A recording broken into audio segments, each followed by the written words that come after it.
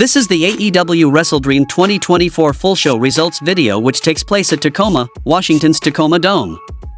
The show started with a match between Atlantis Jr. vs. Brian Cage for the ROH Television Championship. Cage dominates in the early going of this size versus speed matchup, but the champ isn't going to go down without a fight. Each man starts picking up near falls at about 10 minutes into the match. In the end, Atlantis counter roll-up gets 2, Cage comes back with the drill claw, and defeated Atlantis Jr. by pinfall and become the new ROH Television Champion. Alicia Atout interviewed the MXM Collection, Mason Madden and Mansoor, where they revealed that their manager for tonight's match against the Acclaimed was none other than former WWE Tag Team Champion Rico. The next match happened between Anna Jay vs. Harley Cameron. Trading headlocks, biting of the hand, Jay sidesteps a kick and grabs the Queenslayer in the ropes.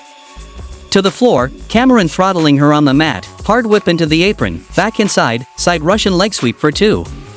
Trading strikes, Anna bowls her over, Dangerous Jay sets up an iconoclasm and then a snap swinging neckbreaker. In the end, Soul Food from Harley gets a near fall, a little back and forth, out of the turnbuckles and Jay drops Harley with the gory facebuster finisher, and won the match by pinfall. The next match happened between MXM Collection vs. the Acclaimed. After the several minutes fight, Anthony fighting desperate with strikes, MXM in control, calling for Scissor Me Timbers but Bowens breaks it up. Fireman's carry takeover from Caster sets it up and they lawn dart Max into Mason's gentleman's area before hitting the Scissor Me Timbers proper and Rico tries to pull Mansoor back in but Billy Gunn slides in behind him. Constantino turns around and begs off at first before going for the spin kick and Gunn blocks and tells him to suck his dick before hitting the Faymaster. In the end, Mansoor checks on his pal but Bowens cuts him off with the arrival, Max off the top, and hit the mic drop on Mansoor, and Acclaimed won the match by pinfall. Mercedes Moné and Camille are walking through the backstage area and Mercedes is complaining about the amenities and they run into Queen Aminata, and they bicker a bit before parting ways. Tony Khan then comes to the stage with some of Antonio Inoki's family and he puts over Inoki and him being a dreamer. Tony then asked to lead the crowd in a chant of Inoki's catchphrase and it came off awkwardly on TV, as it sounded like the crowd didn't follow along with them. The next match happened between Beaver Boys and Premier Athlete Brand vs. Outrunners and the Conglomeration. The heels spent most of the match trying to keep Orange grounded and the Outrunners finally got the hot tag and cleared house. Josh Woods got involved, but Rocky Romero laid him out. After a bit of a melee, Turbo Floyd hulkied up and beat up Divery and set him up for Orange Cassidy. Orange had a pin after an orange punch, but Mark Sterling breaks up the pin.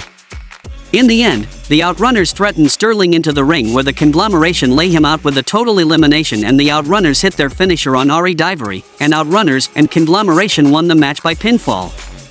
The next match happened between Hangman Adam Page vs. Switchblade Jay White. Hangman Page with a Death Valley driver on the apron, Big Elbow cuts him off, but Jay is right on him with a dragon screw in the ropes.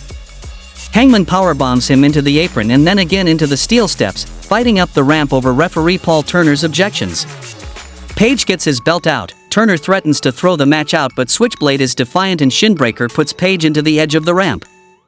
Back inside, another dragon screw, jabs and chops, Blade Runner denied, dodged the low blow, second try reverse to Deadeye but Hanger's knee gives out and both men are down. In the end, to the apron, Page struggling and Buckshot reversed into Blade Runner, and Jay White defeated Hangman Adam Page by pinfall. The next match happened between Mariah May vs. Willow Nightingale for the AEW Women's World Championship.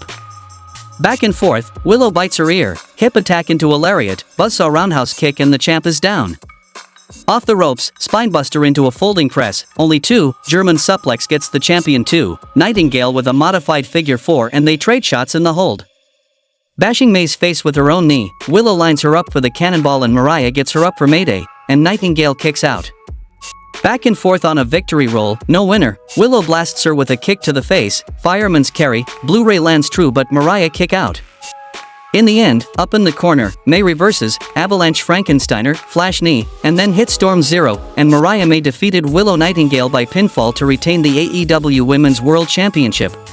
The next match happened between Jack Perry vs. Katsuyori Shibata for the AEW TNT Championship. Perry spits in his face but Shibata just waves him in and shrugs off a series of chest kicks. To the floor, Shibata suplexes him into the apron hard and back inside, half-hatch suplex for 2, waving Jack to his feet. Snapmare, penalty kick blocked and Perry is looking for snare trap, struggling to get it on, Katsuyori crawling for the ropes once he does. Hanging DDT off the apron and to the floor and back inside, Shibata catches a knee and reverses it to a Death Valley driver. In the end, Jack Perry countered a sleeper hold into a pin, and defeated Katsuyori Shibata by pinfall to retain the AEW TNT Championship. Post-match, Perry attacks Shibata and beats him down, and then we saw the return of Daniel Garcia to save Shibata. Perry scatters, and then we saw the return of MJF, which distracted Garcia, and Jack Perry returns to blindside Garcia and leaves him laying. Max takes his jacket off and unbuttons his shirt, Mock checking on Daniel and blasting him with punches. MJF gets on the mic and talks about what he's been doing and what Garcia's been doing, and says he found the pawn shop where Garcia sold the Dynamite diamond ring, and now he's going to make him kiss it. But then we saw the return of Adam Cole, and he runs MJF off, and Cole helps Garcia to his feet and they fist bump about it. The next match happened between Konosuke Takeshita versus Ricochet versus Will Ospreay for the AEW International Championship. Things got interesting when Ricochet and Ospreay teamed up for a bit and Takeshita used his power to hold his own and stay in it. There was an insane sequence in the middle of the bout where Ospreay took a lariat from Takeshita, did a flip and landed on his feet. He rebounded off the ropes and took out Takeshita, but Ricochet hit him with a 450 and Takeshita popped the crowd after hitting a German suplex on both opponents. Takeshita sends Ricochet through a table with a cradle driver and Ospreay goes to pin Takeshita, but Don Callis pulls the referee outside. Ospreay drives to attack him, but a guy in a hood runs in and attacks him. It's Kyle Fletcher. Ospreay can't believe it, then turns to look at Callis as he holds him head and Takeshita pulls his elbow pad down and knees Ospreay and makes the cover as Fletcher looks on at ringside, and Konosuke Takeshita won the match by pinfall and become the new AEW International Champion.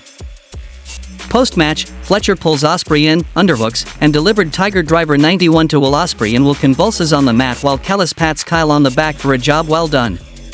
Renee Paquette is backstage with Jerry Lynn, who has a special message for Orange Cassidy, and Lynn tells Cassidy that in his entire career he's never seen a guy like Orange and he believes that if he really wanted to, if he tried, he could be the man.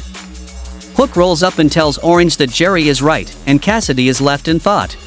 Prince Nana introduces Swerve Strickland and Swerve thanks the fans for the reception, but he will cut to the chase.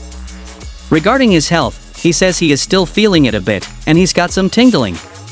He says it seems like the things he said about Bryan Danielson are following him now, but he is cleared. Swerve wants to talk about his future, but MVP and Shelton Benjamin cut him off. MVP says Swerve hasn't gotten back to him, so he must be deep in thought about his offer and says Swerve is floundering a bit, but he can help out.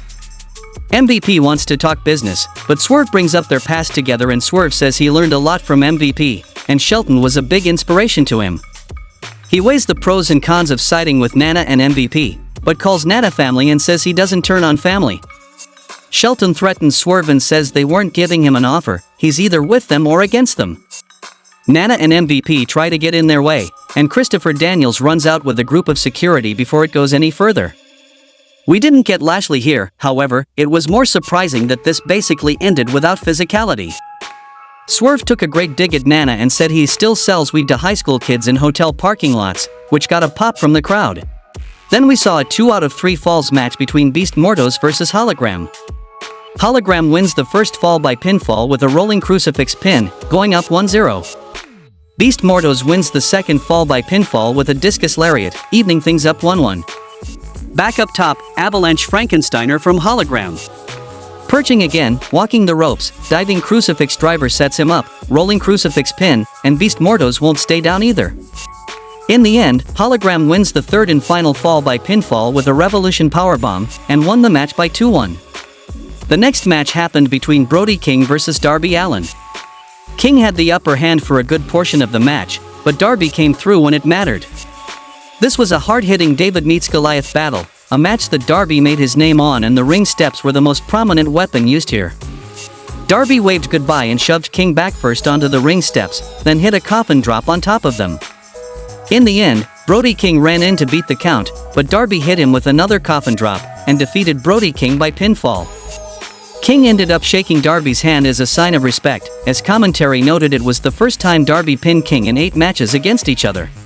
The next match happened between Private Party versus Young Bucks for the AEW World Tag Team Championship. Before the bell, Matthew cuts a promo denigrating Private Party as two guys who will always be a mid-card act, and Queen and Cassidy shoved them out of the ring, and they started brawling on the stage. Private Party taking control, Mark climbing the tunnel, he perches, hits Senton Atomico off the tunnel, and Private Party brings Young's Bucks back to the ring, and the match officially starts. Things slowed down a bit once they got back in the ring, and the Bucks kept Queen grounded and connected with a super kick. They go for a TK driver, but Queen shoved Matt into the ropes and Private Party hits Gin and Juice for 2. Cassidy and Queen throw some super kicks and hit more bang for your buck for 2, but Matt breaks it up and the Bucks hit a few tandem moves including the EVP trigger, but Cassidy kicks out and the crowd begins to stir. The Bucks go for a second EVP trigger, but Cassidy ducks and rolls Matt up for a near fall, and Cassidy goes to somersault, but Matt grabs his arms and spins him into a powerbomb position. In the end, Young Bucks hits the TK driver and defeated Private Party by pinfall to retain the AEW World Tag Team Championship. Isaiah Cassidy is clearly upset as he made a miscue at the end, but the crowd cheers Private Party for their efforts. The next match happened between Chris Jericho versus Mark Briscoe for the ROH World Championship. Briscoe has to fight Jericho and Big Bill early on, and Briscoe attacks Bill, but Jericho gets the upper hand and Bill gets a table. Orange Cassidy runs out and chases Bill backstage, and Briscoe finally gets a fair shot, and Jericho quickly goes on offense, suplexing Briscoe on the floor. Briscoe goes on offense, but Brian Keith comes out and attacks him, and Rocky Romero runs out to even things up. Then Briscoe dove off a chair and hits a somersault dive through a table. Briscoe was feeling froggy, but Jericho counters with a codebreaker on the way down, and Jericho gets angry about the count, so he decides to hit a J Driller. Briscoe powers out at 2, and Jericho looks beside himself, and Briscoe fires himself up with some redneck kung fu, then he hits a rolling Death Valley driver. In the end, Briscoe hits Froggy Bow and points to the sky, then hits a J Driller, and defeated Chris Jericho by pinfall to retain the ROH World Championship. In the main event of the show, we saw a match between American Dragon Bryan Danielson versus Jon Moxley for the AEW World Championship. Danielson connects with an early knee and a dive to the floor. Moxley hits a piledriver on the announcer's table. Moxley continues to target Danielson's neck, and Marina gets involved behind the ref's back, then Moxley slowly picks apart Danielson. Marina rips up the mats on the floor and Moxley drags him over, and a fan gets into it with Moxley, and Danielson uses the distraction to backdrop Moxley on the concrete. Danielson connects with some kicks and heads up top, but Moxley rolls away from a diving headbutt, and Moxley hits a curb stomp and goes right into a bulldog choke. Marina finally gets caught cheating and the referee throws her out, and Moxley gets some early strikes, but Danielson fires back with a running knee for 2. Moxley ends up countering a dive by Danielson, and he hits the Death Rider on the concrete, and Moxley whispers something to Danielson and repeatedly elbows him in the neck. In the end, Moxley hits a Gotch-style piledriver and applies a rear choke, and Danielson is fading, and Jon Moxley defeated Bryan Danielson by submission to become the new AEW World Champion. Moxley gets a plastic bag as Pac, Claudio Castagnoli, and Marina come back to the ring, and Wheeler Yuta and Darby Allin run out for the save.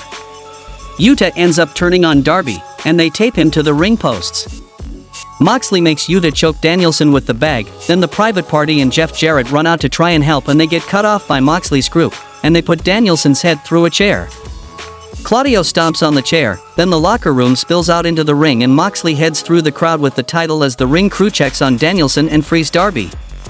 The EMTs stretcher Danielson out as a distraught Darby and Orange Cassidy look on, and the show goes off the air.